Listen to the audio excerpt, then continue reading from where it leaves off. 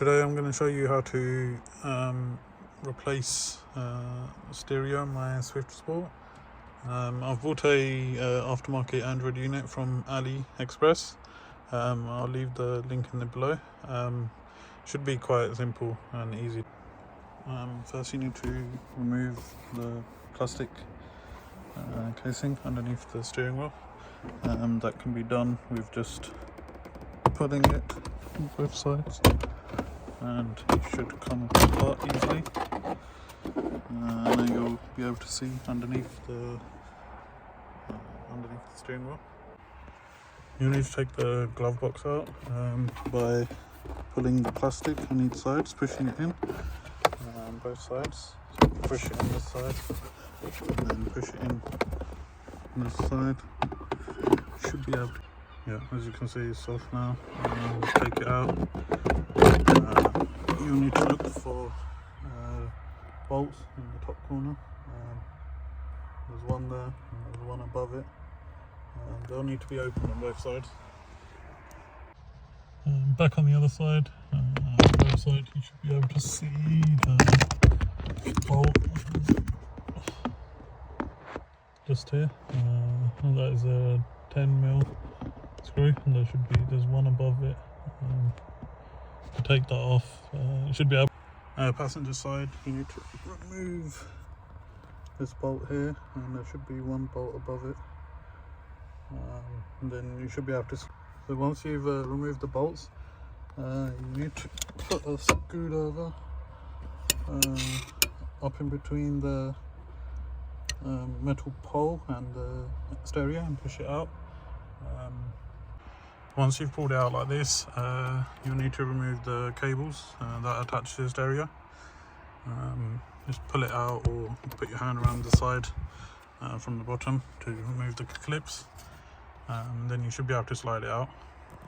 Once you've removed it, the clip, it has a little push down bit on this, and you should be able to slide out the stereo easily from the plate. So this is the new unit I've bought. This is from AliExpress. Android unit. It comes complete with the fan, plug and the fascia to go around it, so I need to remove the top fascia. It also comes with a few cables. We'll see converters. I need to see which ones for what. To remove the fascia around the top bit, I just need to unclip the clips here, and it should just pop out. Once you've unclipped it out, it will look like this. You'll need to remove the power cable for the four-way indicator, as it will need to be fed through the new fascia. Once you've removed the cable, you'll need to remove the button from the old fascia. This can be done by pressing on each of the tabs on each side and pushing it out. You will need to spend some time plugging all the adapters in that are supplied with the unit. Most of them are labelled with where they need to go. This is the GPS for the navigation. You've got USB and microphone for this, so you can take phone calls. You can plug all your audio's speakers in here if you wish to, and yeah, so it's mostly plug and play. And then yeah, once you've done all that, you'll need to clip it back in, screw this into the fascia board. The screws are supplied, and then clip this back into the car and you'll be ready to go. I'm just going to test it and see how it goes first. Once you've plugged everything in, check everything's working, i.e. the radio, plug in your USB, check the map, check everything, adjust the time, adjust the date to your location. Yeah, just do a test before fitting everything in. And then once you're happy with it, just plug it, fit it back in, and you're all ready to go. So once you've plugged everything in, you'll need to put in these 4 screws to attach the screen to the housing. It will look like this. Also, you need to put in the indicator that was on the previous version. You also need to put in the indicator, which was removed from the car. Then you need to plug this in, and also the air vents will need to go back in inside this. The air vent just clicks in, so it looks something like this now. So it looks standard with the screen.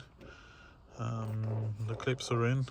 The next job is to plug the indicator in with the cables and collect all of them in, and then click it back into the housing. Once you've plugged it back in, just test it once again that it's working. You'll need to plug in the indicator four-way flashers plug, and just double check it, the fan is working and everything, and the screen is working. I've dropped the USB ports out in the glove box so I can plug in my USB or anything that's required. I've put my mic through the bottom of the steering wheel. I can stick that on somewhere on my dashboard, so it's easy to take calls. Okay, so everything has gone back in and it's all working. All the clips are back in. The four-way flasher is working. Just click back in. Just check the air vents. They all work. You can easily, so just test out the screen. It should work. Song on there. You can check your location, navigation, and everything seems to be working fine. Settings, you'll need to configure the steering wheel controls on this car settings here, and then you've got steering wheel. Then you'll need to steering wheel, and then you'll need to click on the buttons and then click on these buttons here to sync, so you know which ones to use which. I hope you found my guide useful. Any questions, give me a shout.